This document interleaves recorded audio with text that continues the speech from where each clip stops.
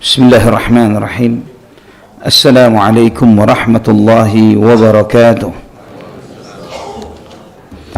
Innal hamdalillah nahmaduhu wa nasta'inuhu wa nastaghfiruh wa na'udzu billahi min shururi anfusina wa sayyiati a'malina. Man yahdihillahu fala mudilla lahu wa man yudlil fala hadiya lahu. Asyhadu an la ilaha illallah wahdahu la syarika lahu wa asyhadu anna Muhammadan 'abduhu wa rasuluhu la nabiyya ba'dahu. Allahumma salli wa sallim wa barik ala abdika wa nabiyyika Muhammad wa ala alihi wa sahbihi wa man ihtada bihadihi ila yaumil qiyamah.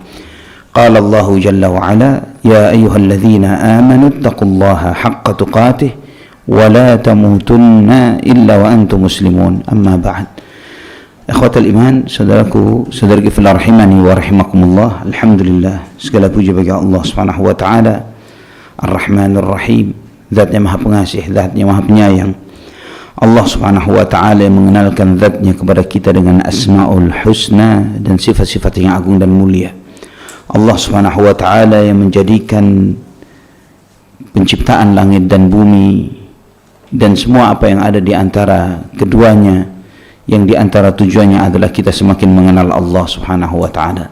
Lita'alamu anna Allah ala kulli syai'in qadir wa anna Allah qad ahata bi kulli syai'in ilma. Agar kalian semakin mengenal Allah Subhanahu wa ta'ala yang maha kuasa atas segala sesuatu dan ilmu Allah meliputi segala sesuatu. Dan semakin kita kenal Allah melalui nama-namanya, semakin timbul rasa cinta kita kepada Allah Subhanahu wa ta'ala. Semakin kita akan menyadari betapa maha agung dan mulianya Allah Subhanahu wa ta'ala dan betapa rendah dan lemahnya dan hinanya kita. Betapa kita sangat tergantung dan sangat butuh kepada Allah Subhanahu wa ta'ala. Sehingga ikhwatal iman, semakin mengokohkan komitmen kita kepada Allah Subhanahu wa ta'ala yang selalu kita ikrarkan di setiap rakaat salat kita. Iyyaka na'budu wa iyyaka nasta'in. Hanya kepadamu ya Allah kami beribadah. Hanya kepadamu ya Allah kami memohon pertolongan. Ikrar ini akan sangat berarti bagi seorang hamba dengan semakin dia mengenal Allah Subhanahu wa ta'ala. Semakin kuat fiqahnya, semakin kuat alaqahnya, keterkaitan dia dengan Rabbnya, dengan Allah Subhanahu wa ta'ala. Karena apa yang diucapkannya dari ikrar-ikrar, dari kalimat-kalimat tasbih, takbir, tahmid, tahlil dan apapun yang dia ucapkan, semuanya dibangun atas dasar ilmu, atas pengenalan kepada Allah Subhanahu wa ta'ala. Ikhwafillah rahimani wa rahimakumullah. Dan sebagaimana telah kita bahas pada kajian sebelumnya, kajian populer di masyarakat kita dan bahkan dilakukan oleh banyak penyair atau pemusik. Ya, dilakukan oleh banyak penyanyi ya, dengan lagu-lagu mereka tentang Asma'ul Husna yang mereka merujuk kepada sebuah hadis yang dhaif, disepakati kelemahannya oleh para ulama di dalam Jami' At-Tirmidzi, bahkan Imam At-Tirmidzi sendiri mendhaifkannya. Ibnu Hajar Al-Asqalani menjelaskan kedhaifannya. Oleh karena itulah beliau ketika mensyarah hadis inna lillahi tis'atan wa tis'ina isman man ahsaha dakhala al-jannah, sesungguhnya Allah Subhanahu wa taala memiliki 99 nama dan barang siapa yang memahaminya, menghafalnya dan mengamalkannya maka dia akan masuk ke dalam surga. Hadits sahih dalam Sahih Bukhari. Beliau tidak merujuk kepada penetapan 99 nama itu dalam riwayat At-Tirmidzi yang seringkali dicetakkan Al-Quran versi negeri kita di Indonesia ini masuk di cover depan biasanya. Jadi di cover depan itu dibuka, di situ disebutkan 99 nama yang diakhiri dengan Ar-Rasyid As-Sabur, ya. Di dalam 99 nama itu tidak ada nama Ar-Rabb. Ya, tidak ada nama Ar-Rabb, tidak ada. Ya, ada beberapa nama Asmaul Husna tidak disebutkan di sana. Bahkan yang tidak ada malah disebutkan di sana. Misalnya yang tidak layak dinisbatkan kepada Allah malah dinisbatkan di sana. Nah, ini sekedar salah satu contoh saja bahwa nama yang sedemikian banyak disebutkan oleh Allah Subhanahu wa taala di dalam Al-Qur'an dan menjadi banyak dipanjatkan oleh para nabi termasuk nabi kita Muhammad sallallahu alaihi wasallam di dalam doa-doanya malah nama itu tidak tertera di riwayat dhaif tersebut. Ikhwatal iman rahimani wa rahimakumullah. Sedangkan nama Ar-Rabb ini tersebut di dalam Al-Quran ada berapa banyak? 900 kali. 900 kali disebutkan.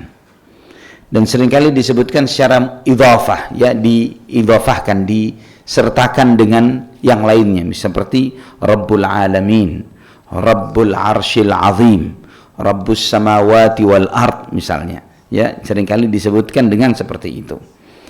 Apa arti Ar-Rabb? Apa arti Ar-Rabb? Al-Imam Ibn Jarir At-Tabari beliau mengatakan as-sayyidul ladzi la syabiha lah wa la mithla lahu fi su'dadihi wal muslihu amru khalqihi bima asbagha alaihim min ni'amihi wal malikul ladzi lahul khalqu wal amr. Adalah Tuhan yang tiada tandingan baginya, yang tiada keserupaan di dalam kekuasaannya, yang mengurusi dan memperbaiki seluruh urusan makhluknya dengan nikmat-nikmat yang dikucurkannya.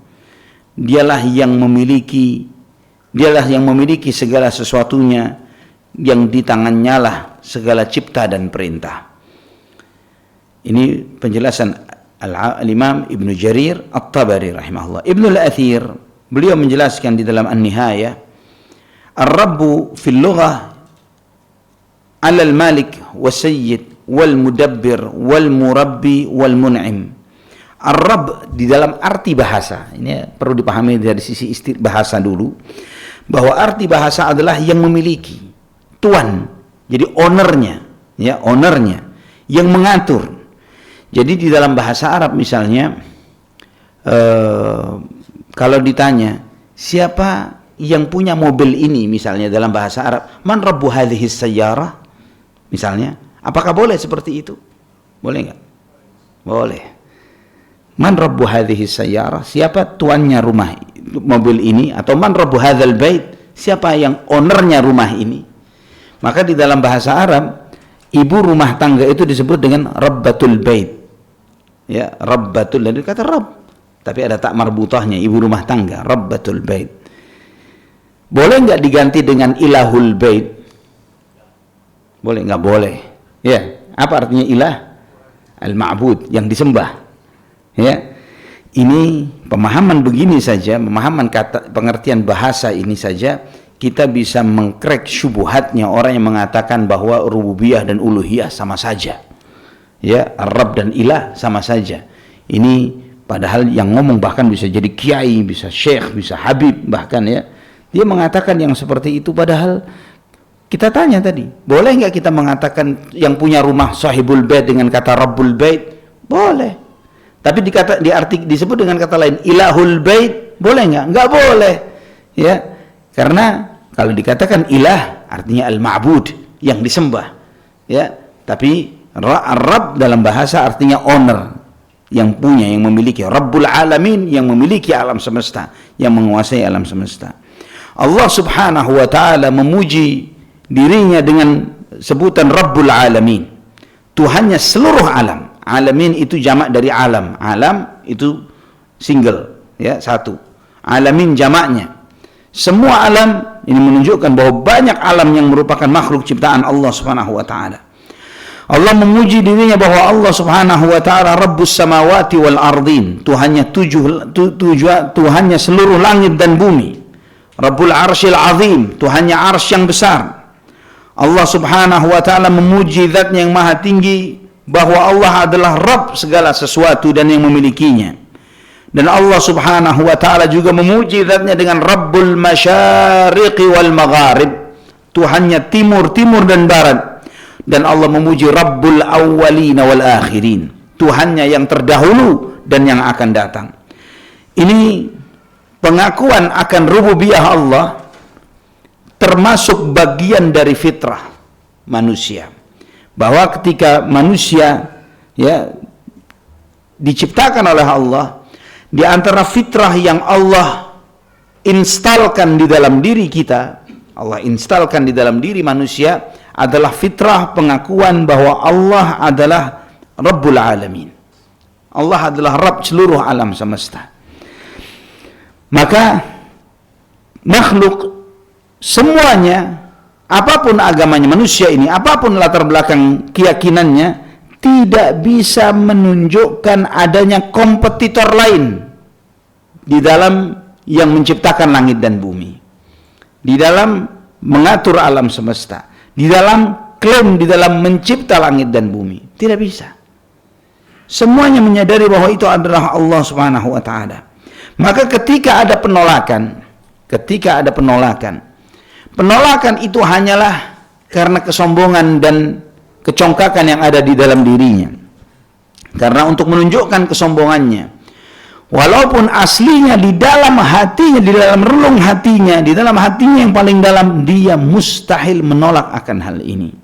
Sehingga Allah tegaskan di dalam surat An-Naml ayat 14, wajahadu biha wastayqanatha anfusuhum zulman wa 'uluwa fanzur kaifa kana 'aqibatul mufsidin. Mereka mengingkari akan maha rububiyahnya Allah Subhanahu wa taala, wastayqanatha anfusuhum, namun jiwa mereka, diri mereka yakin akan hal itu. Namun kenapa mereka mengingkari? Zulman wa 'uluwa, karena kezaliman dan karena kesombongan. Karena zalim dan congkaknya, dia menolak akan hal ini.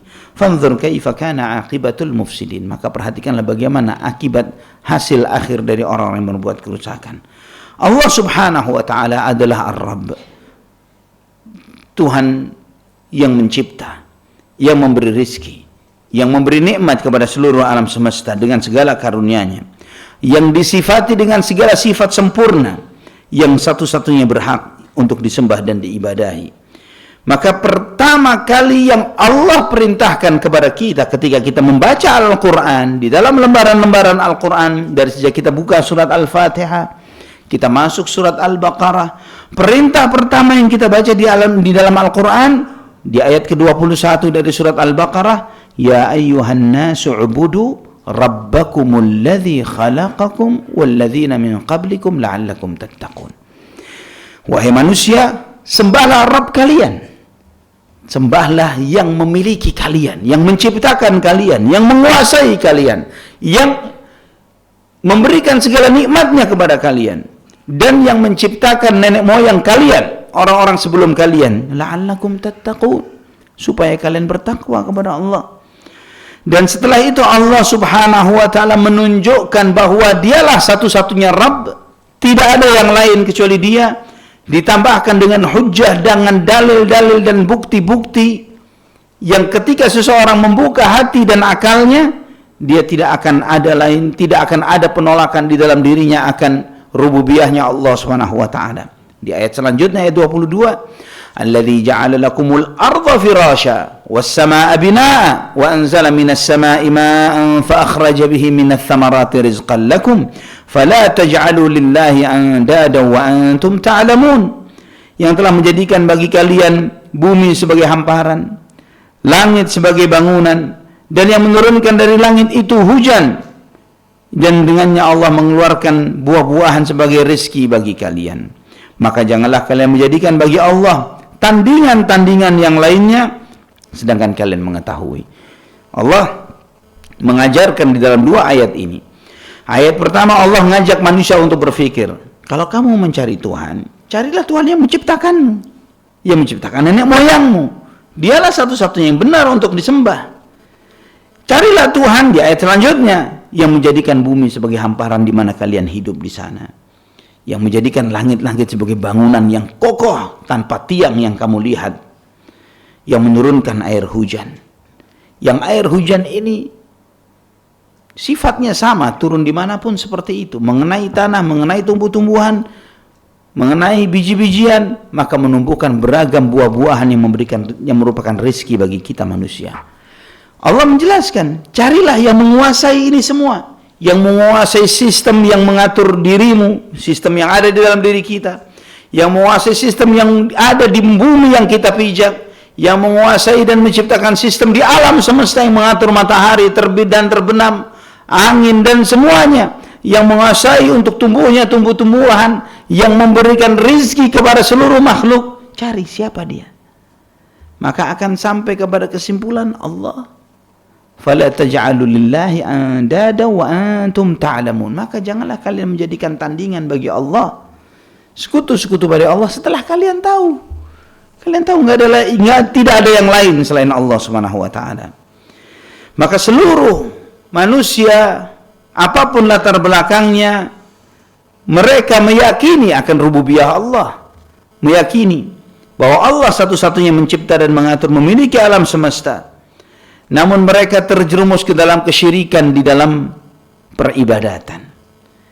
Mereka terjerumus ke dalam syirik di dalam menyembah kepada selain Allah Subhanahu wa taala. Itulah yang menyebabkan mereka kafir, keluar dari agama yang hak, keluar dari agama tauhid. Di dalam surat Yunus ayat 31, Allah Subhanahu wa taala berfirman, "Qul man yarzuqukum minas sama'i wal ard Man yarzuqukum minas sama'i wal ardi amman yamliku as-sam'a wal absara wa man yukhrijul hayya minal mayyit wa yukhrijul mayyita minal hayy wa man yudabbirul amr fasayaquluna Allah faqul afala tattaqun." Tanyakan kepada mereka, siapa yang memberi rezeki kalian di langit maupun di bumi? Siapakah yang menguasai pendengaran dan penglihatan? Siapakah yang mengeluarkan yang hidup dari yang mati dan mengeluarkan yang mati dari yang hidup? Siapa yang mengatur semua urusan ini? Fasayaquluna Allah. Mereka nanti semua akan menjawab Allah Subhanahu wa taala. Pertanyaan ini Allah perintahkan kepada Nabi sallallahu alaihi wasallam bertanya kepada musyrikin Quraisy. Tanyakan kepada mereka, rezeki ini dari siapa?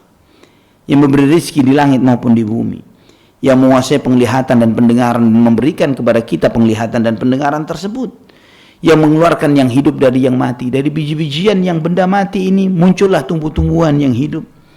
Dari yang hidup itu keluarlah biji-bijian yang mati. Dari yang hidup keluarlah telur. Dari telur keluarlah binatang yang hidup, dan seterusnya.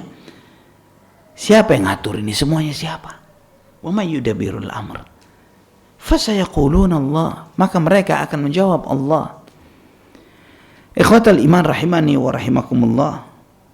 Ini bagaimana Allah Subhanahu wa taala mengajarkan kepada kita di dalam ayat-ayat ini, bagaimana tafakkur dan tadabbur terhadap tauhid rububiyah mengarahkan kepada tauhid uluhiyah.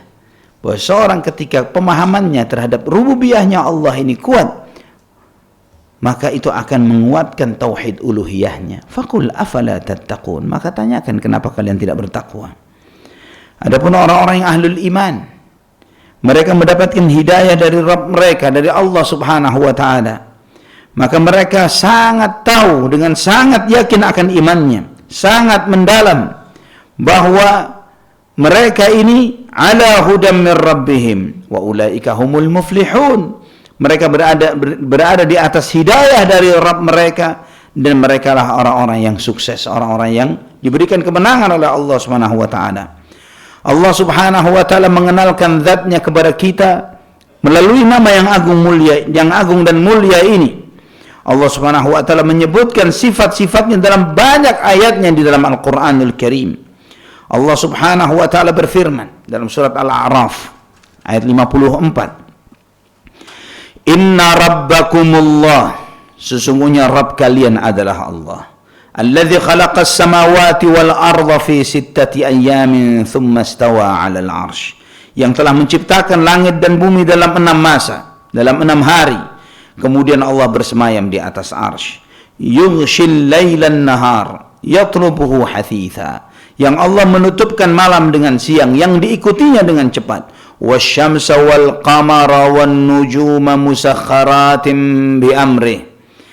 Dan matahari, bulan, bintang-bintang semuanya tunduk di dalam perintah Allah Subhanahu wa taala. Ala lahul khalqu wal amr.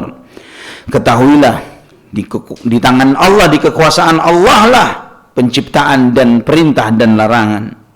Tabarakallahu rabbul alamin. Maha berkah Allah, maha banyak kebaikan Allah, Tuhan seluruh alam semesta. Allah Subhanahu wa taala adalah Al-Khaliq yang mengatur makhluknya sesuai dengan ilmu dan hikmahnya. Allah Subhanahu wa taala memberikan pemberiannya kepada seluruh makhluknya, yang menjauhkan mereka dari bala dan musibah. Allah Subhanahu wa taala yang melindungi kita dari segala penjuru musibah dan malapetaka yang bakal terjadi. Al-Imam Ibnu Qayyim rahimahullah, beliau menyebutkan bahwa bagaimana rububiyah Allah, penguasaan Allah terhadap seluruh alam adalah mencakup bagaimana Allah mengatur seluruh alam semesta ini, berlakunya ketetapannya di dalam pada setiap waktu, dan menunjukkan bahwa Allah subhanahu wa ta'ala kulla yaumin huwa fi syan. Setiap waktu Allah selalu ada yang diurus oleh Allah subhanahu wa ta'ala. Tiap saat, tiap waktu Allah mencipta, memberi rizki, menghidupkan dan mematikan, meninggikan dan merendahkan. Allah memberi dan mencegah. Allah subhanahu wa ta'ala memuliakan dan menghinakan. Allah subhanahu wa ta'ala mengatur semua urusan dengan kehendaknya. Dialah Allah subhanahu wa ta'ala yang memberikan nikmat kepada seluruh hambanya. Yang nikmat itu yang terlihat maupun yang tidak terlihat, yang dirasakan secara personal maupun yang kita lihat pada suatu masyarakat, pada diri mereka, pada keturunan mereka, di dalam semua aspek kehidupan yang kita jalani. Allah subhanahu wa ta'ala berfirman di surat Ghafir ayat 64, Allahul ladzi ja'ala lakumul arda qararan was samaa'a binaa'a wa sawwarakum fa ahsana suwarakum wa razaqakum minat thayyibat dzalikumullahu rabbukum fatabarakallahu rabbul alamin. Allah, dialah yang telah menjadikan untuk kalian bumi qarar, tempat tinggal kalian, was samaa'a binaa'a, dan langit sebagai naungan di atas kalian. Dan Allah yang telah menciptakan kalian merupakan wujud ciptaan kalian dengan wujud dan rupa yang terbaik. Dan Allah yang telah memberi rizki kepada kalian dari hal-hal yang baik. Itulah Allah Rabb kalian. Maha berkah Allah Tuhannya seluruh alam semesta. Ikhwah fillah rahimani wa rahimakumullah. Jika kita perhatikan, menjadikan bumi sebagai tempat tinggal, ini gak gampang. Sampai hari ini banyak ilmuwan yang coba-coba cari tempat alternatif untuk tinggal selain bumi. Ya, Elon Musk diantaranya. Dia berusaha untuk cari bagaimana kalau pindah ke Mars misalnya, atau ke bulan misalnya. Tapi antum perhatikan, untuk menjadikan bumi tempat tinggal, hal mendasar yang paling mendasar diantaranya adalah antum jika mempelajari tentang bintang-bintang dan planet-planet yang ada yang di dalam tata surya matahari ini. Ada planet, tapi begitu dekatnya dengan matahari sehingga nggak mungkin tinggal di sana. Ya, dan itu pun ternyata bukanlah planet padat seperti bumi yang kita pijak, tapi gas. Ya, gumpalan gas yang panas. Ya nggak mungkin landing di sana, nggak mungkin. Ya, ada planet lagi sangat keras, yang luar biasa kerasnya. Antum pernah tahu namanya Diamond Planet? Planet Diamond. Ada, sudah ketemu. Satu planet besar ukurannya nggak kalah dari matahari kita, full terbuat dari diamond. Mendadak kaya kalau antum ke sana tuh. Ya. Tapi antum tahu diamond ini adalah mineral yang paling keras, yang nggak mungkin dicongkel. Ya, antum ngayal mau naruh biji di sana untuk ditanam, nggak bisa dicangkul, nggak bisa diapa-apain. Jadi landing di sana sekaligus mati, nggak bisa dikubur, nggak bisa dikubur di sana. Begitu kerasnya. Itu pun kalau bisa landing. Belum lagi mikir apa yang lainnya. Bagaimana Allah membuat bumi ini tidak seperti gas yang seperti itu, dan tidak padat, ya, atau misalnya gembur kalau kita nginjakkan kaki kita ambles ke dalam misalnya, tapi dibuat pas ukurannya, tidak terlalu gembur, tidak terlalu keras, sehingga kita bisa jalan dengan baik, kendaraan kita berjalan dengan baik, kita bisa bercocok tanam, biji itu bisa nembus tanah untuk tumbuh. Ini pertama begitu. Kedua, gravitasi. Ya, gravitasi. Bagaimana tempat-tempat yang nggak ada gravitasinya?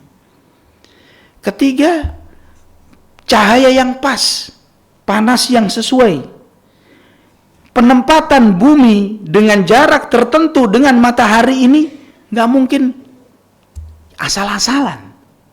Ya, yang kalau didekatkan bumi ini dekat sekian kilometer saja lebih dekat ke matahari, habis kita. Dijauhkan sedikit lagi dari matahari, beku semua kita. Yang ngukur dan nempatkan bumi di tempat kita tinggal di sini, subhanallah.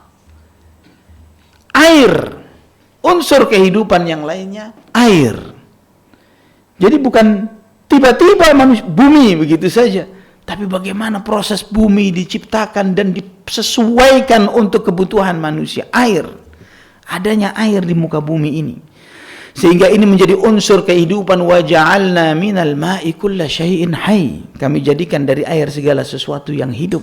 Maka yang dicari oleh para ilmuwan ketika menganalisa suatu benda langit baru yang menurut mereka di situ kemungkinan ada kehidupan, yang mereka cari ada air, tidak.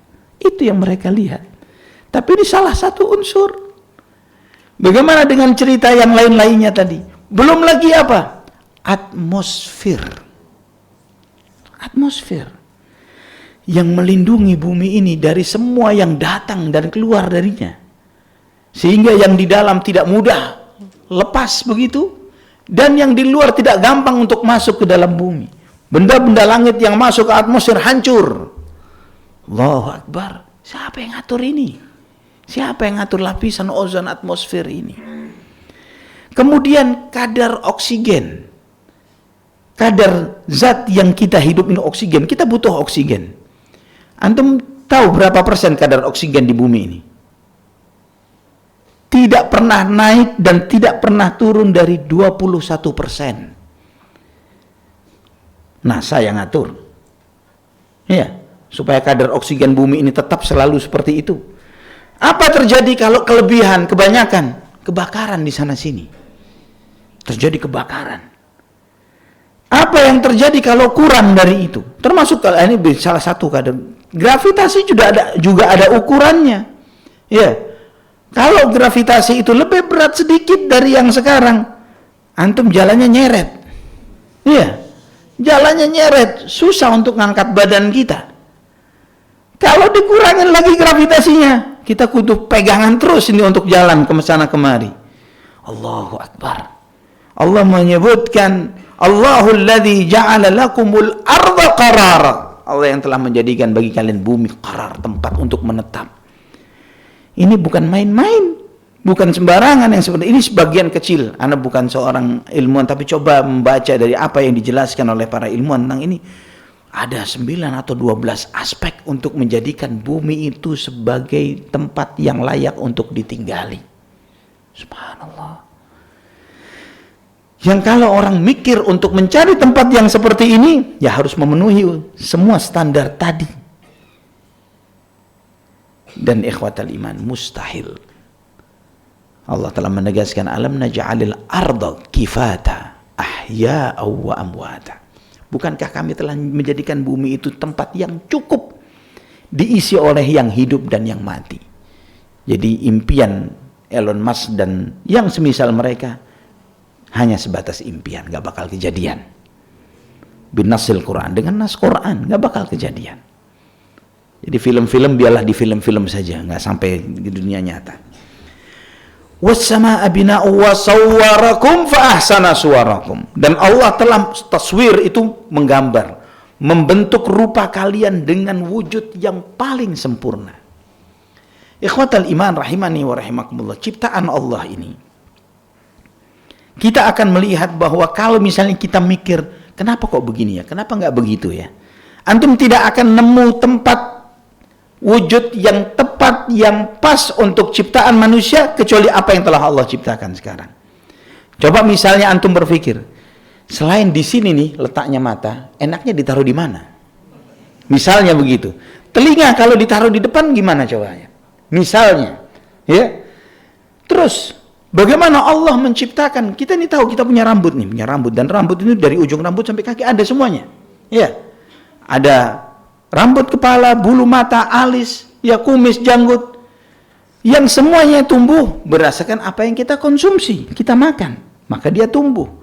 Tapi subhanallah percepatannya bisa beda-beda.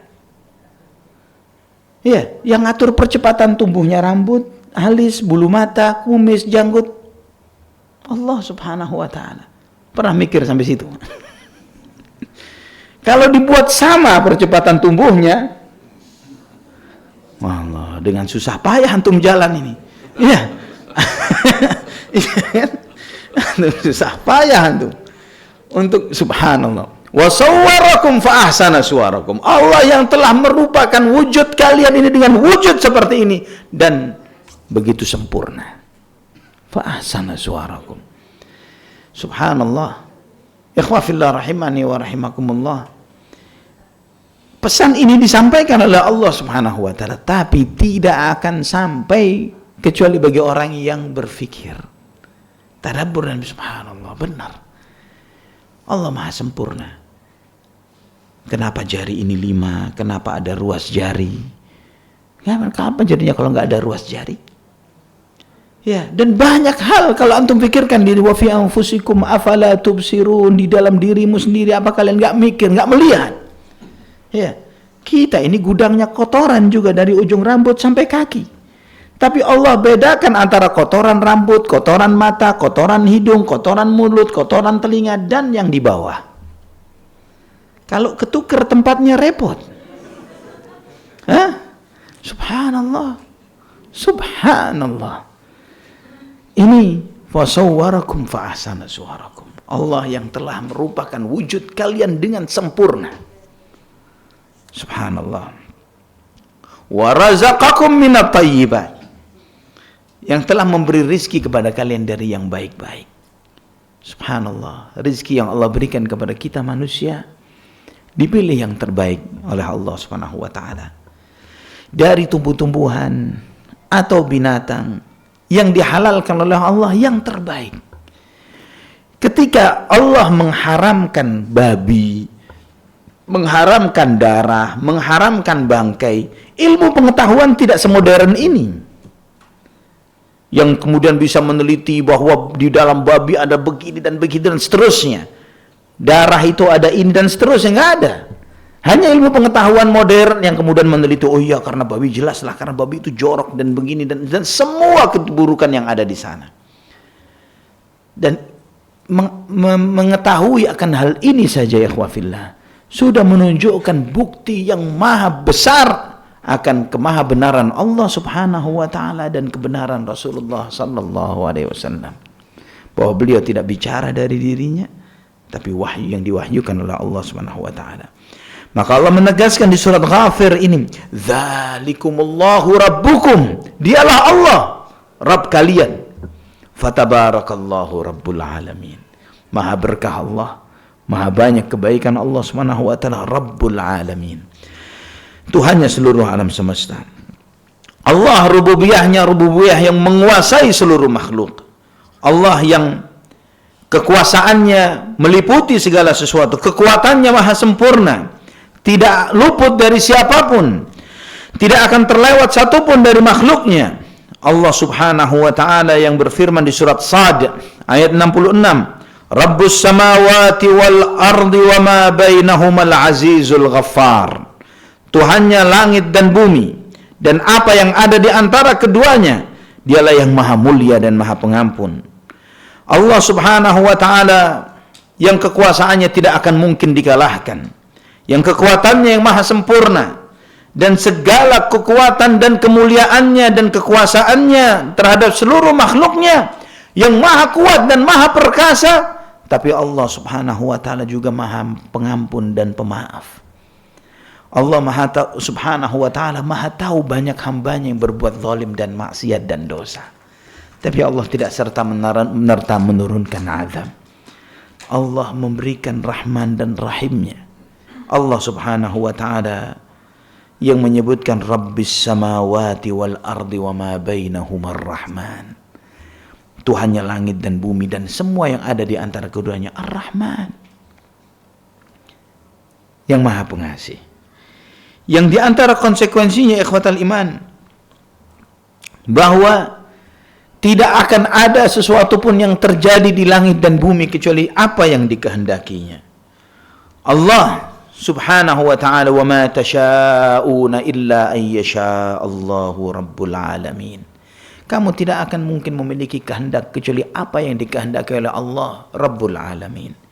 Di antara konsekuensinya bahwa Allah adalah Rabb alam semesta ini, Allah yang nanggung semua rizki hambanya. Allah subhanahu wa ta'ala yang mengampuni semua ketergelinciran dan kesalahan yang dilakukan oleh makhluk dan hambanya ini, yang kurang di dalam syukurnya terhadap segala nikmatnya. Yang Allah subhanahu wa ta'ala menyampaikan kepada kita salah satu kisah dari kisah dalam surat Saba. Bagaimana penduduk Saba, Allah sampaikan kepada mereka sebagaimana dalam surat Saba ayat 15, kulu min rizqi rabbikum washkurulah baldatun tayyibatun wa rabbun ghafur. Makalah dari rizki Rabb kalian, syukurilah itu. Inilah negeri yang baik dan Allah yang maha pengampun. Allah tahu banyak hambanya tidak bersyukur terhadap nikmatnya, tapi Allah tidak langsung turunkan azab. Diampuni kesalahan-kesalahan itu. Berkahnya Allah meliputi seluruh makhluk.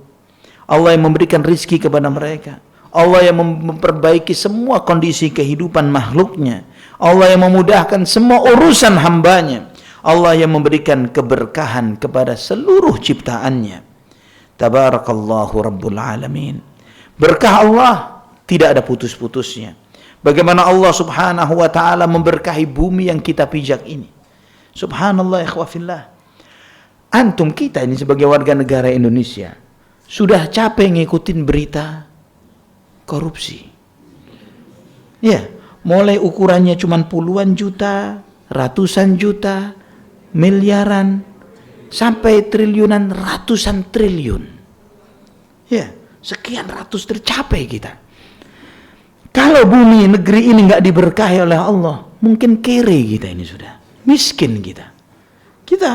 Tapi karena kita yakin, ya Rabb, dan keyakinan itu jangan sampai luput di hati kita. Ar-Razzaq Allah subhanahu wa ta'ala. Maha memberi rizki Allah subhanahu wa ta'ala.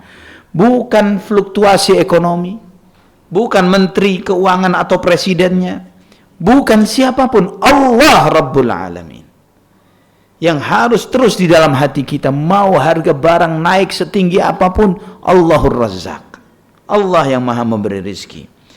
Bagaimana Allah subhanahu wa ta'ala memberkahi bumi yang kita pijak, memberkahi langit dengan diturunkannya hujan yang baik, yang layak untuk diminum. Allah subhanahu wa ta'ala menjadikan semua sumber kehidupan ini di bumi yang kita injak ini, baik kita manusia, binatang, tumbuh-tumbuhan, buah-buahan. Bagaimana Allah subhanahu wa ta'ala juga memberikan keberkahan kepada sebagian dari hamba-hamba yang dipilih Allah subhanahu wa ta'ala. Dialah Ar-Rabb, Allah subhanahu wa ta'ala, yang tempat kembalinya setiap hamba di dalam memohon dan meminta, berlindung, yang Allah subhanahu wa ta'ala yang menunjukkan kepada kita kekuasaannya di dalam segala urusan kehidupan kita, dan kita tidak akan pernah sekalipun, sedetik pun merasa tidak butuh dari Allah subhanahu wa ta'ala. Maka jika antum perhatikan ya khafillah, secara khusus doa-doa para nabi, hampir semua doa para nabi mereka memanggil Rabb, Ar-Rabb, Rabb yang mereka pakai, Rabbana. Antum melihat manusia yang paling kenal Allah dari makhluknya para nabi. Yang paling kenal Allah para nabi dan utusannya, karena mereka yang paling tahu nama mana yang paling mulia bagi Allah subhanahu wa ta'ala. Mereka paling yakin bahwa makna Ar-Rabb mencakup semua makna-makna kemuliaan bagi Allah subhanahu wa ta'ala. Maka Adam alaihissalam, di hari yang paling terpuruk di dalam hidupnya, dia diusir dari surga, lagi berbuat salah. Bagaimana dia berdoa? Rabbana zalamna anfusana wa illam taghfir lana wa tarhamna lanakunanna minal khasirin. Lagi berbuat salah dia, lagi salah, mau minta maaf, minta ampun kepada Allah. Di saat yang paling terpuruk ini dia mengatakan Rabbana zalamna anfusana, wahai Rabb kami, kami zalim terhadap diri kami sendiri. Jika engkau tidak merahmati kami dan mengampuni kami, pasti kami termasuk orang-orang yang rugi.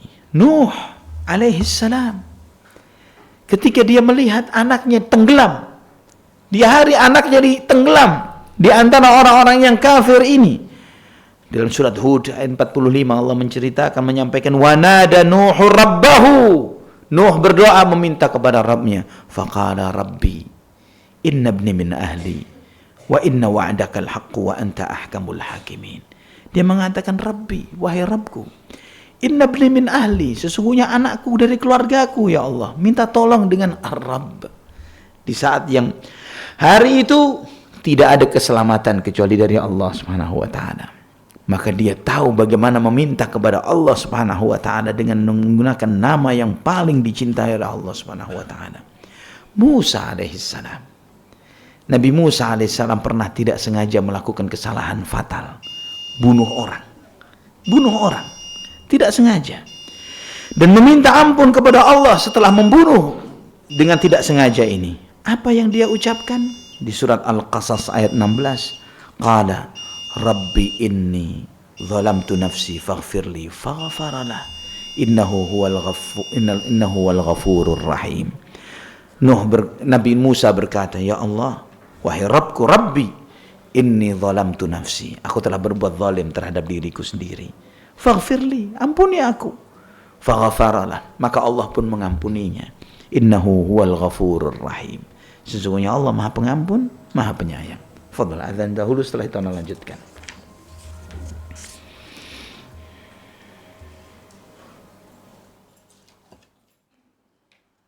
Bismillah.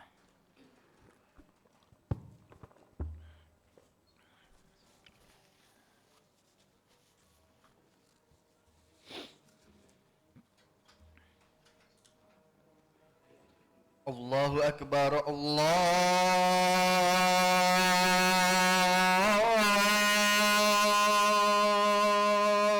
Akbar,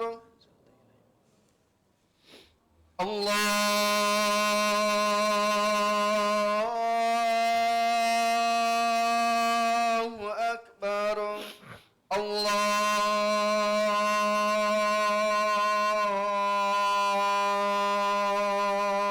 Akbar.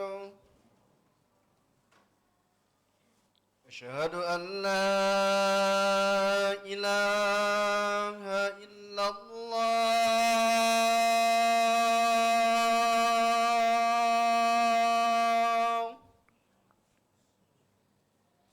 Asyhadu an la ilaha illallah.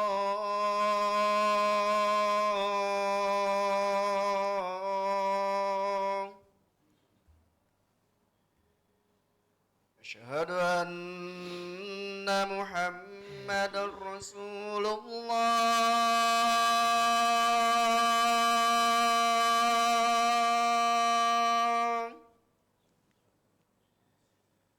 Asyhadu anna Muhammadar Rasulullah.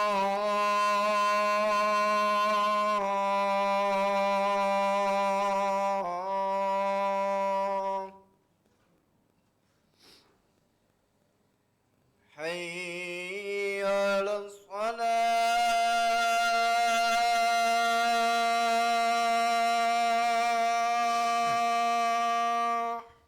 La haula wala quwwata illa billah.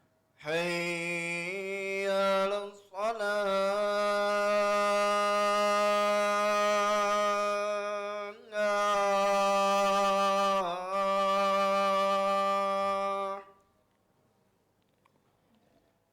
Hayya 'alal falah.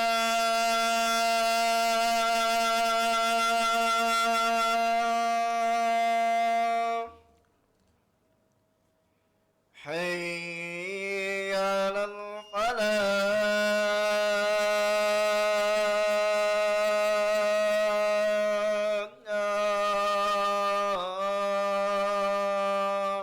La haula wala quwwata illa billah.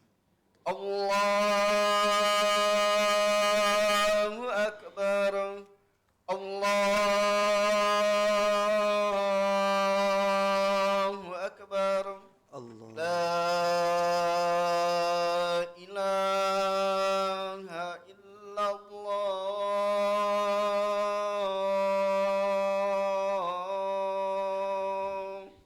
La ilaha illallah, Allahumma salli ala Muhammad wa ali Muhammad wa salli ala Ibrahim. Allahumma rabb hadhihi da'wati wa siratal qa'imati wa raditu billahi rabbil alamin. Alhamdulillah wassalatu wassalamu ala Rasulillah wa ala alihi wa sahbihi wa man wala. Juga ketika Nabi Allah Musa alaihi salam dikejar-kejar oleh tentara yang paling ditakuti di dunia pada saat itu, tentara Fir'aun. Dia tahu tidak akan mungkin dia selamat kecuali dengan pertolongan Allah subhanahu wa ta'ala. Sebagaimana Allah abadikan di surat Al-Qasas ayat 21, fakharaja minha khaifan yataraqqab qala rabbi najjini minal qaumidz zalimin. Ketika keluar dia dari Mesir dengan rasa takut, dengan penuh kehati-hatian, sembunyi-sembunyi dia berkata, Rabbi, wahai Rabbku, najjini minal qaumidz zalimin, selamatkan aku dari kaum yang zalim. Ikhwatal iman, doa-doa para nabi, Allah menceritakan munajat-munajat mereka dan doa-doa mereka dan kondisi-kondisi di mana atau apa yang sedang mereka alami.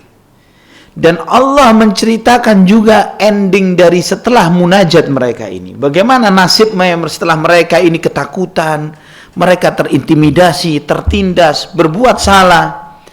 Dan mereka berdoa, diajarkan teks doanya kepada kita, dan apa yang Allah berikan kepada kita, apa hikmah di balik itu? Agar kita niru, kita mencontoh. Yang kita minta Allah subhanahu wa ta'ala. Allah yang mengajarkan kepada kita doa-doa tersebut. Maka kalau antum ditanya dan bertanya, mana doa yang paling afdal yang layak kita panjatkan kepada Allah subhanahu wa ta'ala? Ya Allah ajarkan di dalam Al-Quran. Tidak ada yang lebih afdal dari itu. Tidak ada yang lebih hebat daripada doa yang Allah ajarkan. Allah yang kita minta, Allah yang ngajarin doanya. Dan Allah mencontohkan, ini hambaku nih, lagi kesusahan, dia minta dengan doa ini saya kabulkan. Dikasih contoh begitu juga oleh Allah Subhanahu wa taala. Terus kita, kalau cuma rata-rata nggak enak, nggak asyik. Cari yang khusus dari mbah siapa begitu. Yang bacanya dari kanan, dari kiri ke kanan. Bukan dari kanan ke kiri. Ya, yang aneh. Yang aneh-aneh yang bacanya susah dimengerti oleh banyak orang. Ya, ini keanehan sebagian kita yang mintanya unik-unik, yang tidak umum. Padahal kebaikan itu semakin banyak dibutuhkan oleh banyak orang, maka semakin tidak akan dimonopoli oleh Allah Subhanahu wa taala. Allah Ar-Rahmanur Rahim. Allah yang Maha Rahman terhadap seluruh hambanya. Bagaimana suatu kebaikan kemudian dimonopoli khusus untuk sebagian orang saja? Hanya diketahui oleh minimumnya orang, maksimalnya nggak tahu? Mustahil.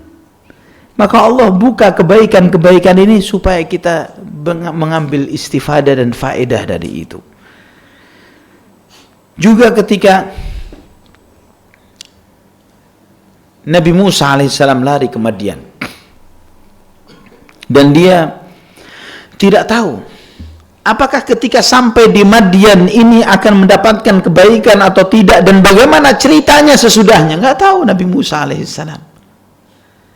Maka ketika dia di dalam pelarian itu, dia mengatakan, falamma tawajjaha tilqa'a Madyana qala asa rabbi ayyahdiyani sawa'as sabil. Ketika dia melarikan diri menuju Madian, dia berdoa, asa rabbi ayyahdiyani sawa'as sabil. Semoga Rabbku memberikan petunjuk kepadaku ke jalan yang baik, ke jalan yang benar. Sampai di Madian, yang pertama dia lihat, menolong dua orang wanita yang sedang kesusahan untuk mengambil air. Subhanallah ya khawafillah. Orang yang aslinya baik, dia tetap akan menjadi baik dalam kondisi seterdesak dan seterpuruk apapun. Kalau orang aslinya baik, bukan tiba-tiba karena dia membutuhkan, tiba-tiba jadi maling. Lah, tetap jadi orang baik. Itu Nabi Musa alaihissalam. Kondisi dia terancam, ketakutan, nggak punya apa-apa, tidak kenal siapa-siapa, tetap aslinya baik. Dia melihat orang butuh bantuan, dibantu oleh dia. Dia nggak mikir kompensasinya akan dapat apa, ternyata ujung-ujungnya dapat istri dari situ. Iya, nggak tahu dia bakal sampai ke sana. Tapi dia berbuat kebaikan itu. Setelah dia nolong, nothing tulus, nggak minta upah, dilepas begitu saja dia pergi. Dia mojok, dia berdoa. Rabbi inni lima anzalta ilayya min khairin faqir. Rabbi inni lima anzalta ilayya. Wahai Rabbku, aku sangat fakir, sangat butuh terhadap kebaikan yang kau turunkan kepada aku. Ini doanya Nabi Musa alaihissalam. Dan antum tahu kisah selanjutnya. Juga ikhwah fillah, istri Fir'aun, ketika dia melihat sudah tidak ada lagi harapan tinggal bersama suaminya, imamnya kekafiran ini, pemimpinnya penghuni neraka ini. Ketika dia melihat bahwa tidak ada tempat terbaik kecuali kembali di sisi Allah Subhanahu wa taala, apa yang dia minta sebagaimana Allah abadikan di surat At-Tahrim ayat 11, Rabbi ibnili indaka baitan fil jannah wa najjini min fir'auna wa amalihi wa najjini minal qaumidz zalimin.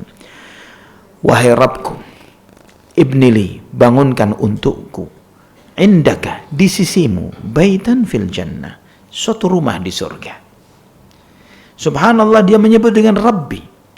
Subhanallah, sebelum dia minta rumah di surga, dia minta di sisi Allah Subhanahu wa ta'ala. Di sisimu, sebuah rumah di surga.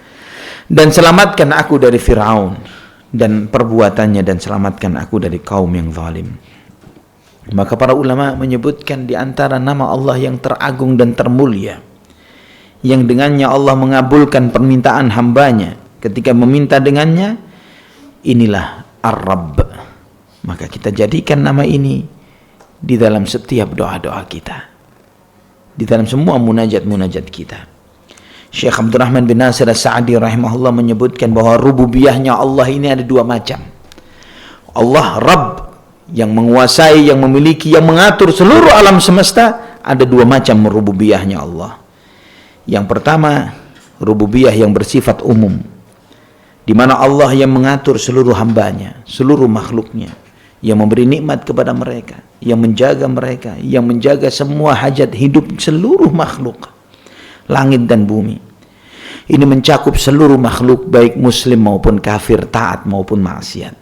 Tapi ada rububiyah khasah, rububiyah yang sifatnya khusus, di mana Allah secara khusus memilih dari makhluk dan hambanya untuk dijaga hati dan perbuatannya. Dijaga hati dan perbuatannya. Inilah yang sering dipanjatkan oleh para nabi, para rasul, bahwa mereka ketika bermunajat Rabbi, mereka bukan yang bersifat umum, tapi dialah Rabb yang menjagaku, yang memberikan petunjuk kepada aku, yang membimbing hatiku, yang memberikan hidayah kepada aku, yang memberikan taufik kepada hambanya dengan syariat-syariat iman, yang memuliakannya kepada derajat orang-orang yang bertakwa dan orang-orang saleh, yang menerangi hatinya dengan mengenal Allah Subhanahu wa ta'ala dengan pengenalan yang benar, yang mengenalkan kepada makhluknya, kepada dirinya akan kemahaagungan Allah Subhanahu wa ta'ala, kemahabesaran Allah Subhanahu wa ta'ala, betapa luasnya rahmatnya dan betapa indahnya Allah Subhanahu wa ta'ala. Maka hamba ini menjadi beriman kepada Rabb yang maha agung dan mulia, yang maha mulia dan maha dermawan, yang dengannya Allah Subhanahu wa ta'ala dengan Rabb yang khusus, rububiyah yang khusus ini, yang mengangkat derajat hambanya dengan ilmu yang bermanfaat dan amal yang saleh, yang memberikan petunjuk ke jalan-jalan kebaikan, yang mengeluarkannya dari kegelapan-kegelapan menuju cahaya, yang membukakan mata hatinya yang buta, yang menunjukkan kepadanya semua hakikat, mana yang hak dan mana yang batil, yang menunjukkan kepadanya hakikat akan kehidupan akhirat, bahwa itulah negeri, itulah kehidupan akhirat, sehingga dia memanfaatkan perjalanannya di dunia ini, mengorbankan semua yang menurut manusia yang lainnya itu berharga dan mahal, tapi bagi dia ini adalah murah untuk akhirat. Untuk akhirat segala sesuatunya adalah murah, maka fokusnya di sana, tujuannya akhirat. Dan Allah yang dengan rububiyah khusus inilah Allah yang membukakan mata kepada hamba-hamba pilihannya ini, akan hakikat kehidupan dunia yang remeh, rendah dan hina ini. Bahwa dunia tidak ada nilainya di mata Allah jika walaupun cuma dibandingkan dengan satu sayap nyamuk. Tidak ada nilainya di mata Allah. Remeh dunia ini. Dia tahu bumi itu untuk dipijak, bukan untuk disanjung, ditaruh di hati atau disanjung di atas kepala. Dipijak. Pijakan menuju akhirat. Jembatan menuju akhirat. Maka dia memanfaatkan waktu transit sementara ini untuk mengumpulkan kebaikan-kebaikan dan kesalehan-kesalehan. Dia mengisi kehidupannya dengan akhlak yang mulia, dengan segala adab dan ibadahnya. Maka dia menjadi hamba Allah subhanahu wa ta'ala yang berjalan di muka bumi dengan penerangan cahaya dari Allah subhanahu wa ta'ala. Ia mengikuti hidayah dan petunjuknya dan selalu taat kepadanya. Yang Allah selalu luruskan langkahnya dan Allah mudahkan dia untuk dapat ridhanya. Barang siapa yang mengenal Allah seperti ini, maka dia akan merasakan manisnya iman. Akan mudah baginya menjalankan ketaatan yang tidak akan mau tunduk kecuali hanya kepada Allah Subhanahu wa taala. Sebagaimana Nabi sallallahu alaihi wasallam bersabda dalam hadis yang sahih dalam Sahih Muslim, "Dzaqa ta'mal iman man radhiya billahi rabban wa bil islami dinan wa bi Muhammadin rasulah." Seseorang akan merasakan manisnya iman jika dia ridha Allah sebagai Rabbnya, ridha Islam sebagai agamanya, ridha Muhammad sebagai utusan Allah Subhanahu wa taala. Ridha ini bukan cuma nerima saja, bukan cuma percaya saja. Ridha itu bagaimana penuh rela hati, penuh kesadaran akan Rabbnya adalah Allah, Islam sebagai agama dan Muhammad SAW sebagai utusan Allah. Dan ahlul jannah, penghuni surga, ketika mereka dimasukkan surga oleh Allah Subhanahu wa taala, mereka mendapatkan salam. Salamun qawlam mir rabbir rahim. Itulah ucapan salam. Ucapan dari Rabb yang Maha Rahim. Rabb yang Maha Penyayang, yang menyayangi mereka. Yang Allah Subhanahu wa taala yang menempatkan mereka dengan segala keselamatan di tempat yang penuh dengan segala keselamatan ini dan melindungi mereka dari segala keburukan.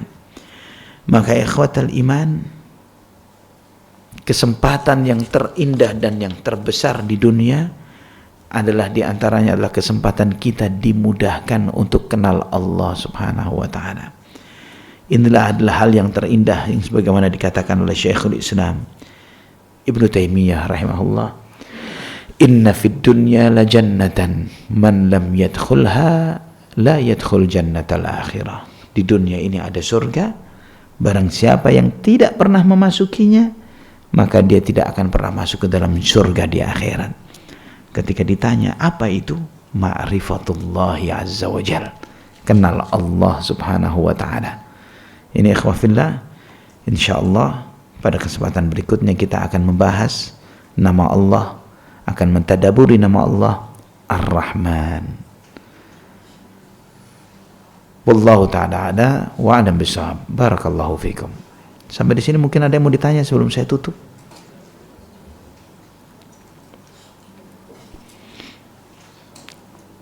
Alhamdulillah, enggak ada pertanyaan. Barakallahu fikum. Aqulu qawli hadza subhanakallahumma wa bihamdik asyhadu an la ilaha illa anta astaghfiruka wa atubu ilaik. Wassalamu alaikum warahmatullahi wabarakatuh.